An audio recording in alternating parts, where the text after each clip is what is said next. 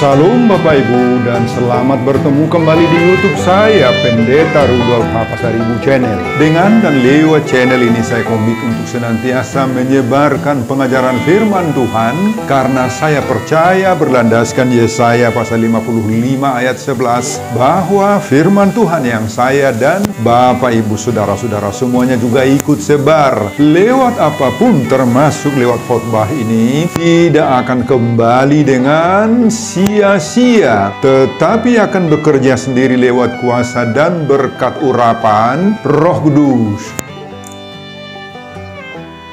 Mari Bapak Ibu, saudara-saudara semuanya saya ajak membantu saya untuk menyebarkan firman Tuhan khotbah di pertangyangan minggu Reminiscere. Reminiscere artinya ingatlah segala rahmat-Mu dan kasih setiamu ya Tuhan, didasarkan pada Mazmur pasal 25 ayat 6. 16 Maret 2025 terambil dari kitab Filipi pasal 3 ayat 17 sampai dengan pasal 4 ayat 1. Dan bacaan dari kitab Mazmur pasal 27 ayat 1 sampai 6. Diikat oleh topik atau tema menyaksikan kemurahan Tuhan. Dalam bahasa Batak Toba dituliskan Paidaida hina denggan ni Jehovah. Saya baca untuk kita, simaklah pembacaan firman Tuhan berikut ini. Judul perikop khotbah kita pasal 3 ayat 17 sampai dengan pasal 4 ayat 1 adalah nasihat-nasihat kepada jemaat.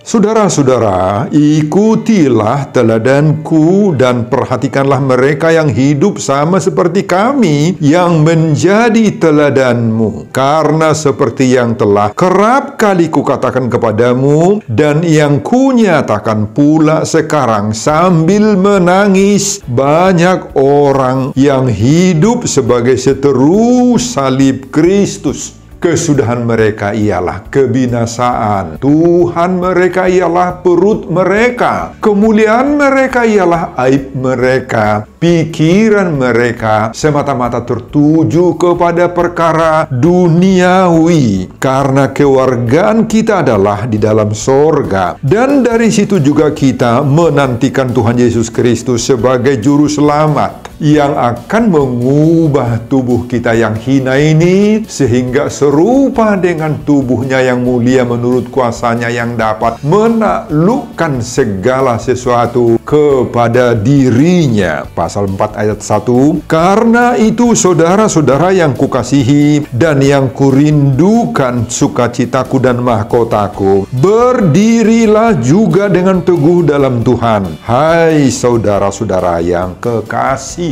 Bapak Ibu dan saudara-saudara, demikianlah khotbah kita di pertangyangan minggu Reminiscere 16 Maret 2025 di bawah tema menyaksikan kemurahan Tuhan, Paidaida hina dengan Jehovah. Khotbah ini berbicara tentang bimbingan Paulus kepada jemaat Filipi agar memiliki iman yang tangguh, yang tidak mau terpengaruh dengan ajaran-ajaran sesat dan mau meniru teladan Paulus. Bapak, Ibu, dan saudara-saudara, perlu kita ketahui bahwa jemaat Filipi adalah hasil pekabaran Injil Paulus sendiri. Artinya, Pauluslah yang mendirikan jemaat Filipi ini. Itu dapat kita baca dalam kitab Kisah Rasul pasal 16 ayat 13 sampai 15. Mula-mula Paulus menemukan satu kelompok wanita di Filipi ini yang selalu berdoa, beribadah setiap hari Sabtu. Bagi agama Yahudi, hari Sabtu itu adalah hari Sabat di pinggiran sungai. Salah seorang dari wanita yang bernama Lydia adalah seorang saudagar kain ungu dari kota Tiatira. Lydia inilah yang mau menerima Injil yang dibawakan oleh Paulus dan sudi menerima Paulus datang ke rumahnya. Nah, di rumah Lydia inilah Lydia dan seisi rumahnya itu dibaptis menjadi Kristen. Lama-kelamaan jemaat Filipi ini semakin berkembang. Jemaatnya semakin bertambah-tambah banyak. Dan orang Yahudi yang ada di sana dan orang-orang dari latar belakang Romawi pun juga mau menerima Injil dan menjadi Kristen. Dan selanjutnya, kota Filipi inilah yang dijadikan Paulus sebagai pusat pekabaran Injil. Dan selama pekabaran Injil itu berlangsung, jemaat Filipi ini banyak mensupport, mendukung, menopang pekerjaan pelayanan Paulus. Baik menopang di bidang moral, menopang maupun di bidang material, menopang dana finansial. Ini bisa kita baca pada Filipi pasal 4 ayat 14-19. Itu sebabnya jemaat Filipi ini punya kontak batin atau ikatan batin yang begitu erat sekali dengan Paulus. Hal ini misalnya nampak pada saat Paulus ditangkap oleh penguasa dan dijebloskan ke dalam penjara yang ada di kota Efesus. Sebagaimana Filipi pasal 1 ayat 13. Jemaat Filipi inilah yang terus memberi dukungan semangat agar Paulus itu kuat, bisa bertahan dalam pencobaan, dalam ujian-ujian iman yang berat dan tidak putus asa. Saudara, sementara Paulus dipenjara di kota Efesus karena dituduh membuat keonaran, keributan, sebagaimana dalam Kisah Rasul pasal 16 ayat 20, dan di saat itu pula lah iman jemaat Filipi ini sedang mulai bertumbuh, hidup subur, berbunga-bunga, Bapak Ibu, mekar dan berbuah-buah. Ternyata pada saat sedemikian terjadi, muncullah dari kalangan jemaat itu sendiri ajaran-ajaran sesat yang mengajarkan ajaran-ajaran yang palsu, yang salah, yang keliru, yang menyimpang dari ajaran yang benar yang disampaikan oleh Paulus. Setidak-tidaknya ada 3 kelompok pengajar-pengajar sesat pada waktu itu yang muncul, yakni ada kelompok antinomian namanya. Antinomian berasal dari 2 kata anti, artinya melawan, dan nomian dari kata nomos, artinya hukum, aturan, Taurat, patik. Jadi antinomian itu pengajar-pengajar sesat yang mengajarkan bahwa orang Kristen tidak perlu lagi taat kepada hukum, kepada aturan-aturan yang dibuat oleh Allah. Orang Kristen jangan lagi diikat oleh hukum-hukum ilahi, oleh patik-patik, oleh Taurat. Kenapa? Mereka memperalat ajaran Paulus yang mengatakan keselamatan sudah ada dari Yesus toh. Imanlah yang menyelamatkan. Makanya hukum-hukum atau nomos itu nggak perlu lagi, kata mereka. Ada kelompok lain, kelompok kedua, libertine namanya. Dari kata liberty. Liberty artinya kemerdekaan, kebebasan. Mereka mengajarkan bahwa orang yang sudah Kristen sudah bebas berbuat apa saja sesuai dengan kehendaknya. Tidak ada lagi hubungan antara daging ini dengan roh. Roh sudah merdeka, tetapi daging ini berdosa. Bagi ajaran sesat ini, asal roh tidak rusak, jika daging berbuat dosa, maka keselamatan tidak akan terganggu.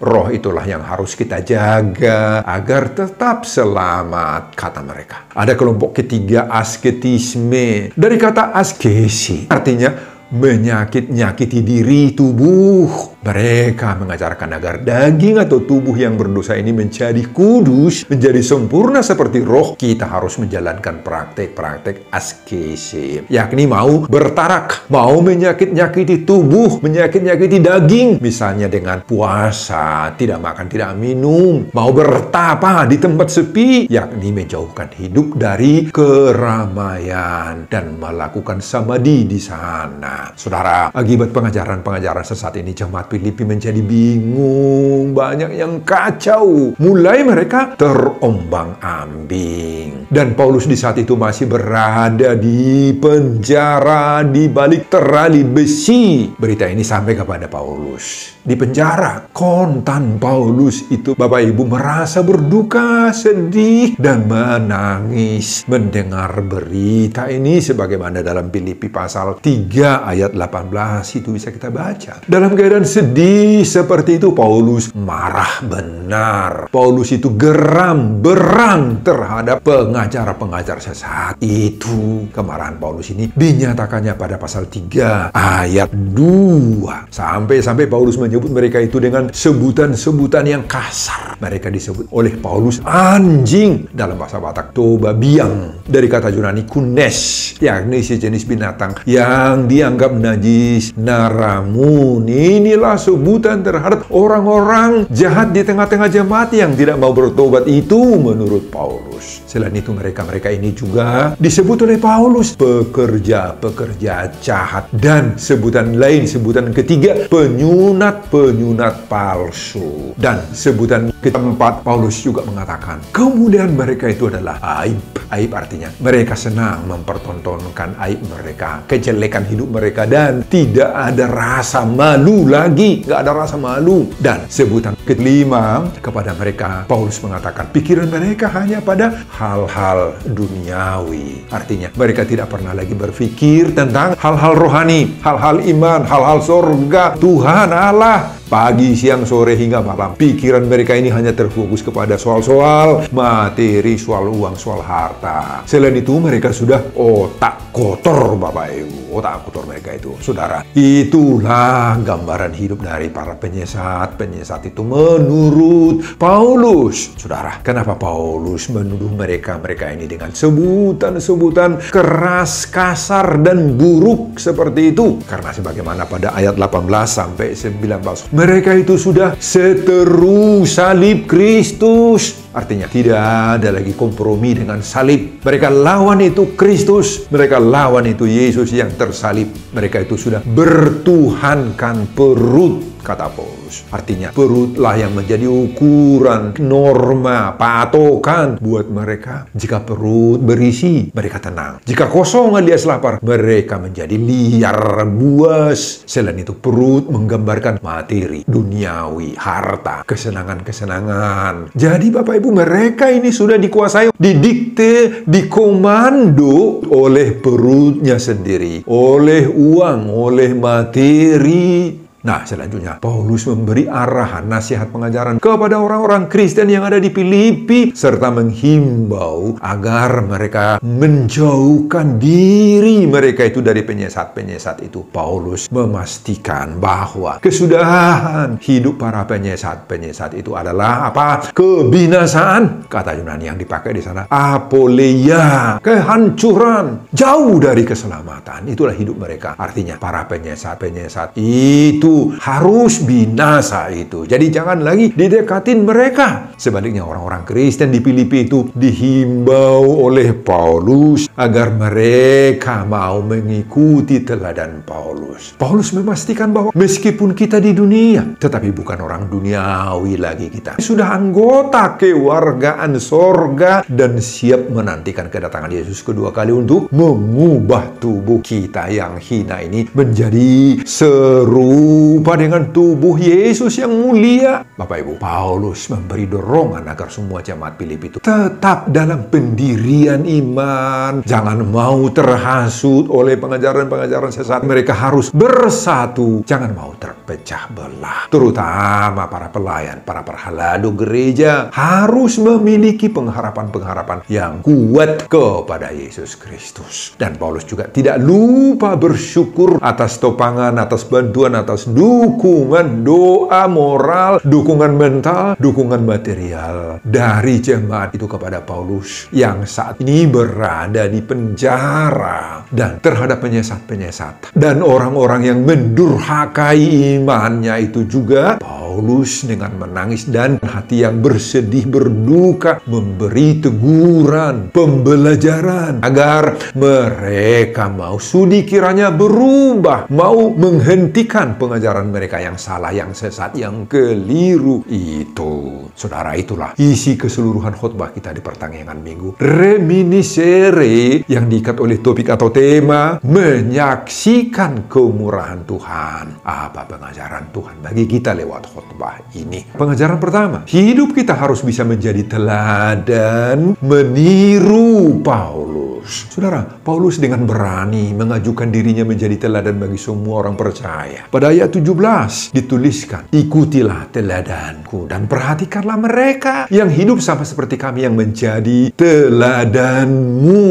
Dalam bahasa Batak Toba dituliskan, sitiruau mahamu. Nah, ketika jemaat Filipi mengalami krisis keteladanan lewat tampilnya pengajar-pengajar sesat, maka Paulus tampil sebagai teladan. Paulus menunjukkan dirinya sebagai profil, sebagai pribadi yang dapat ditiru, diteladani, menjadi panutan. Ikong gabe sitiruon masih Paulus. Kenapa? Begitu beraninya Paulus menyodorkan, menampilkan dirinya untuk menjadi tiruan dengan mengatakan, ikutlah teladanku, sitiruau maham. Apa ini bukan sesuatu arogansi atau hibrid rohani? Saudara, selain kepada jemaat di Filipi, Paulus juga membuat dirinya tiruan seperti itu di Korintus. Kita baca misalnya 1 Korintus pasal 11 ayat 1. Di sana Paulus mengatakan, jadilah pengikutku sama seperti aku juga menjadi pengikut Kristus. Dalam bahasa Batak Toba, tiruhamu ma'au songonau nama niru Kristus. Saudara, meskipun Paulus mengklaim dirinya menjadi teladan, tapi ada satu catatan penting yang harus kita perhatikan dalam hidup Paulus, yakni pada ayat 12-13. Apa yang kita lihat di sana? Paulus menjadi teladan bukan karena hidup Paulus itu sudah sedemikian sempurna dalam segala hal. Oh, bukan karena hidupnya sudah sempurna. Tetapi dalam ketidaksempurnaan hidup seperti itu pun, justru Paulus berusaha tampil sebagai profil teladan, sebagai panutan rohani. Saudara, maukah kita meniru keteladanan dari Paulus ini? Semua kita tidak memiliki kesempurnaan hidup toh, tetapi dalam kelemahan, dalam ketidaksempurnaan hidup seperti Paulus ini, kita harus mampu menjadi teladan, Bapak Ibu. Mampu menjadi teladan. Bagaimana Bapak Ibu? Bisakah itu kita lakukan? Jangan kita menunggu-nunggu sampai kita menjadi sempurna dulu dalam segala hal, baru kita berusaha menjadi tiruan, menjadi panutan, menjadi teladan. Nah, dalam keadaan apa adanya pun kita saat sekarang ini, kita harus bisa tampil menjadi tiruan, menjadi teladan. Baik teladan dalam hal moral, spiritual, dalam agama, dalam pendidikan, dalam etika, bahkan dalam jabatan yang sedang kita sandang pun kita harus menjadi teladan di sana. Nah, bagaimana agar kita bisa menjadi tiruan, menjadi teladan, menjadi panutan? Oh, ini bukan sesuatu yang mudah ini Bapak Ibu. Ini harus lewat perjuangan, lewat usaha yang maksimal. Apa yang harus kita usahakan? Mari kita pakai, mari kita gunakan, manfaatkan apa saja yang ada pada kita. Ada tenaga kita pakai, ada pikiran kita pakai, ada dana yang ada pada kita, yang kita miliki kita pakai. Perilaku kita menjadi berhargalah di mata Tuhan. Menjadi berkat, berguna, bermanfaatlah kita ini bagi sesama kita. Agar menjadi teladan, agar menjadi panutan, Bapak Ibu, hilangkanlah lip service saja. Jangan hanya bicara saja. Kata orang Batak, unak pola kata dihita gabi halakna berju. Jangan ngomong doang, kata orang Jakarta. Jangan ikut menjadi NATO. Apa itu NATO? No action,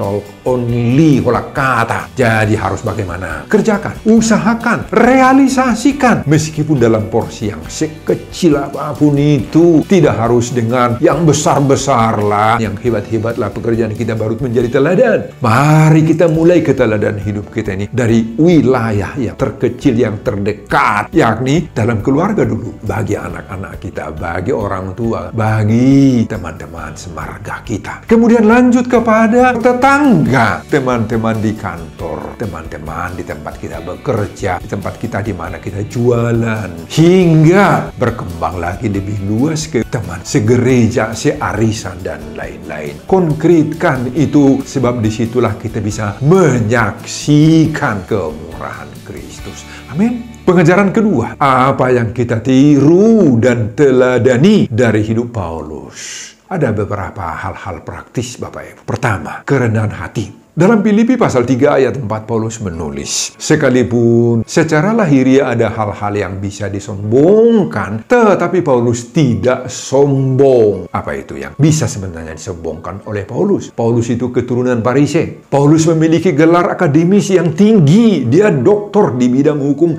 Yahudi. Paulus itu jebolan Universitas Gamaliel, salah satu dari 2 universitas Yahudi yang saat itu sangat-sangat dibanggakan, yaitu Hillel dan Gamaliel. Jebolan kedua sekolah ini pasti hebat. Tetapi bagi Paulus, semua itu tidak menjadikan dia sombong. Malahan pada ayat 8, dia anggap kehebatan itu sebagai sampah, sebagai kotoran, Bapak Ibu. Terjemahan bahasa Yunani, skubala, artinya kotoran. Skubala. Inilah yang harus kita wujudkan dalam diri kita, Bapak Ibu, dalam diri saudara-saudara. Jauhkan segala bentuk kesombongan ini dari dalam diri kita. Kalaupun ada kehebatan yang saudara miliki, yang kita miliki dalam wujud apapun itu, mari kita syukuri itu kepada Tuhan semuanya. Bahkan mari kita jadikan itu sekali lagi berkat, menjadi sukacita bagi sesama kita. Apa yang harus kita tiru dari Paulus? Kedua, Paulus menghidupi pengajarannya. Saudara, Paulus tidak hanya mengajarkan ilmu pengetahuan teologi, firman Allah yang dimilikinya, yang diajarkannya kepada pendengarnya, tetapi justru perilaku dan sifat-sifat sehari-harinya mencerminkan seluruh pengajarannya itu.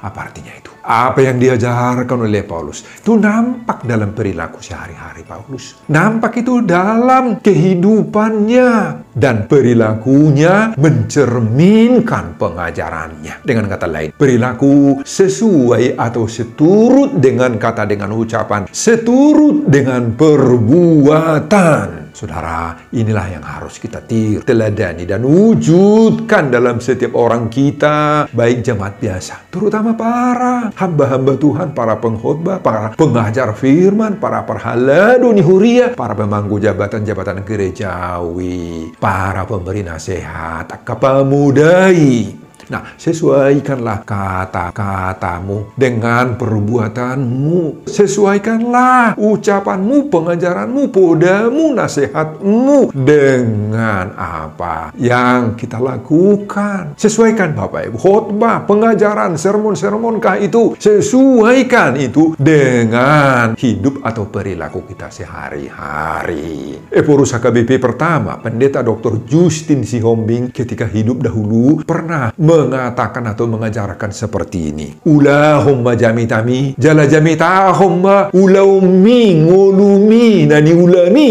Atau dengan kata yang hampir sama seperti itu, hanguluhun majamitami jala jamitahum mangulumi. Artinya itu apa? Hidupilah khotbah dan khotbahkanlah hidupmu. Nah, ini mencerminkan kebersatuan antara khotbah, pengajaran kita dengan hidup kita, dengan perilaku sehari-hari kita. Inilah juga yang menjadi pelajaran bagi kita para orang tua, Bapak Ibu, buat anak-anak kita. Jadi agar pesan-pesan kita itu dapat diteladani oleh anak-anak kita, maka kita harus mampu mengatakan, aku telah mengerjakan yang kupesankan. Jadi pesan-pesan orang tua jangan hanya sekedar ucapan, Bapak Ibu, tetapi tidak sesuai dengan yang dilakukannya. Harus sesuai, Bapak Ibu. Ini yang perlu kita teladani dari Paulus. Kemudian yang ketiga, apa yang perlu kita teladani? Tekun, dalam bahasa Batak benget, dalam berbagai-bagai masa yang sulit. Saudara, kalau melihat betapa banyaknya pergumulan dan penderitaan yang dialami oleh Paulus karena imannya, selayaknya lah Paulus ini bersungut-sungut,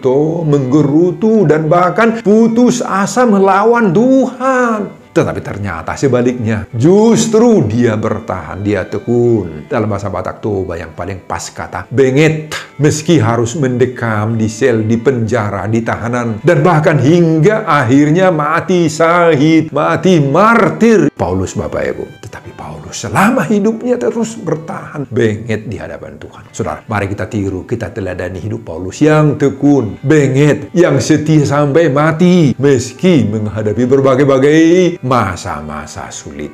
Demikian juga Daud dalam khotbah evangelium kita, Mazmur pasal 27, yang diancam para penjahat-penjahat, para lawan-lawannya, para musuh-musuhnya. Tetapi Daud itu tetap percaya kepada Tuhan. Nah, disinilah kita belajar Bapak Ibu, baik dari Daud, dari Paulus, banyak yang membuat kita khawatir, menderita dalam hidup ini. Tetapi kita harus mau berserah kepada Tuhan dan terus mau bertekun, mau tegar dalam iman kita kepada Yesus. Pasti akan ada kemurahan Tuhan, hina dinggan di Jehovah, senantiasa mengelilingi hidup kita. Dan itulah yang harus kita saksikan. Senantiasa ini yang harus kita saksikan dalam hidup kita Bapak Ibu. Itu sebabnya pada ayat terakhir, pasal 4 ayat 1, Paulus mengatakan, karena itu saudara-saudara yang kukasihi dan yang kurindukan, sukacitaku dan mahkotaku, berdirilah juga dengan teguh dalam Tuhan. Hai saudara-saudaraku yang kekasih, berdirilah teguh Bapak Ibu. Dengan berdiri teguh itu, maka kita bisa menjadi saksi untuk semua kemurahan kebaikan Tuhan.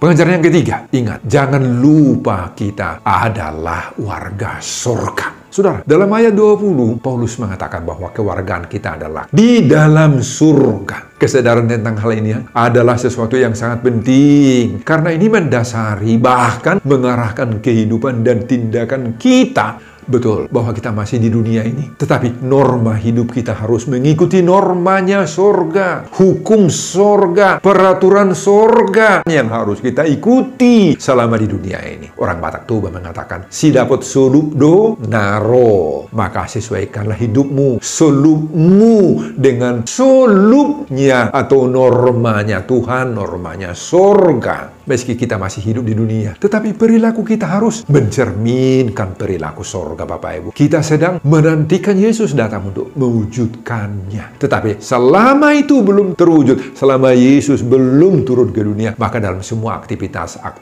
kita, baik di rumah, di kantor, di tempat kerja, atau sedang mencari berbagai-bagai berkat ataupun kebutuhan sehari-hari, atau sedang bergaul dengan orang-orang duniawi lainnya, maka kita harus tetap berpegang kepada kehendak Tuhan. Kita harus tetap mengikuti norma dan aturan Tuhan. Mulai dari sekarang, marilah kita mempersiapkan diri kita untuk menjadi warga surga dengan belajar, membiasakan diri, mempraktekkan gaya hidup surga. Dan seterusnya, dengan gaya hidup surga seperti itu, mari kita menyaksikan kemurahan Tuhan. Paidaida hina dengan Jehovah, sebagaimana topik atau tema minggu Reminiscere 16 Maret 2025. Amin Bapak Ibu dan saudara-saudara. Sebelum saya mengakhiri khotbah ini, kembali saya mengajak Bapak Ibu dan saudara-saudara untuk membantu saya menyebarkan firman Tuhan. Khotbah di pertanggungan Minggu Reminiscere 16 Maret 2025 dari Filipi pasal 3 ayat 17 sampai pasal 4 ayat 1.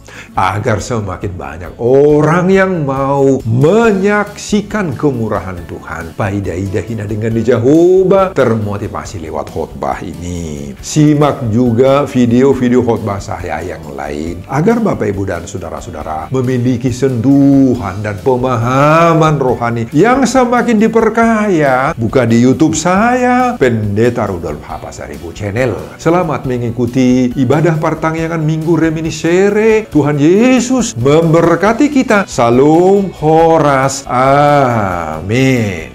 Bapak, terima kasih untuk firman yang sudah kami terima. Banyak pesan-pesan yang indah, yang baik, yang harus kami terapkan agar kami meniru hidup Paulus yang bisa bertahan dalam segala kemelut hidup, tantangan-tantangan dan permasalahan iman. Paulus bisa menjadi tiruan dalam menghadapi semuanya. Biarlah kami sama seperti Paulus juga mampu menghadapi segala tantangan itu. Biar kami bertahan dalam segala tantangan dan kami pasti mendapatkan penguatan, topangan dari Tuhan sendiri. Terima kasih Bapa untuk firman-Mu. Berkati hamba-Mu dalam mempersiapkan khotbah-khotbah berikutnya. Semuanya untuk kemuliaan hormat Tuhan dalam doa. Amin.